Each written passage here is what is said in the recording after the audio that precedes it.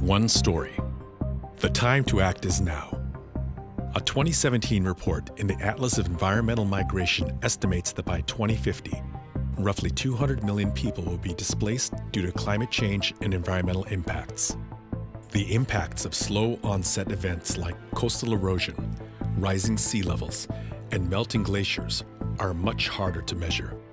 Indigenous communities are the most impacted by climate change. In October 2018, more than 60 representatives from several regions across the world came to Girdwood, Alaska for a convening of First and Indigenous peoples on climate-forced displacement. Participants came from Alaska, Bangladesh, Louisiana, several Pacific Islands, and Washington State.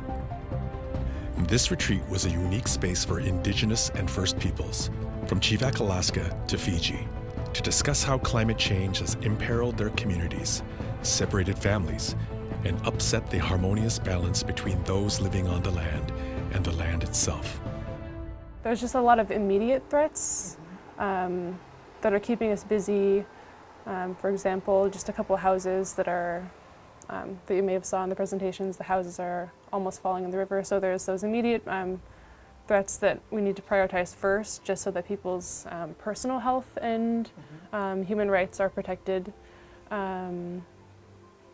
And then in addition to the immediate emergency response, I think there's a push for us to kind of be proactive in our planning, and we need to work to protect those immediate threats, but we also need to put our energy into being proactive and making sure that everything that we do is helpful in the long run. We've been very mindful of droughts as a climate impact. There's been some really significant ones in the last 5 years. I think 2013 was a declared disaster, 2016 was another declared disaster, and it's been very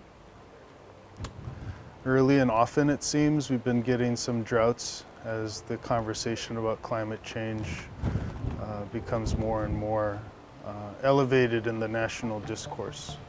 As we got to know one another, regardless of where we came from, key themes came to the surface. Our homelands, cultures, and spiritual and traditional livelihoods are threatened by rising temperatures, permafrost loss, sea level rise, flooding, erosion, landslides, ocean acidification, and storms. We express the truth that Mother Earth is no longer in a period of climate change, but climate crisis. Our issues and concerns are similar, and there is added value in our collectiveness. And we condemn the role of the fossil fuel industry in causing the climate crisis and call for a phase-out of fossil fuels without infringing on the right to development of Indigenous nations. You know, we need to address education to our communities now and talk to the people and what they really see in our lifestyle, these climate changes, how it's affecting us, and we need to document them, and we also need to relearn our way of survival because right now the climate change is affecting our food source. I think vocalizing what's happening is important, at least to share with the rest of the world. While at the convening, a small group of participants worked tirelessly to produce a comprehensive declaration outlining the position of the conference attendees.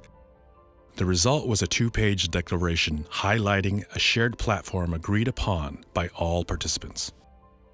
We call on global leaders to take the necessary measures to ensure our full participation as First Peoples and Indigenous peoples in formulating, implementing, and monitoring mitigation and adaptation activities relating to the impacts of the climate crisis.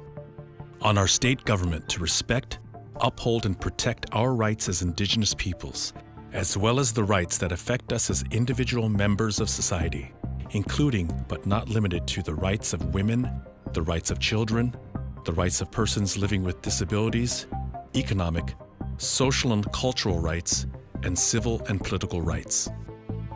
On our allies to continue supporting our efforts to advocate for our rights as First Peoples and Indigenous peoples, who are the first and most severely affected by the impacts of the climate crisis.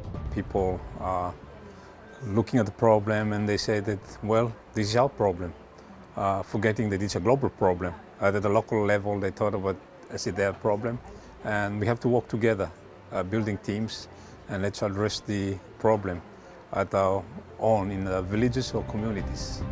We have one story, and we are building a movement. We must act now to address the impacts of climate change. To read the full declaration, visit uusc.org/climateconvening.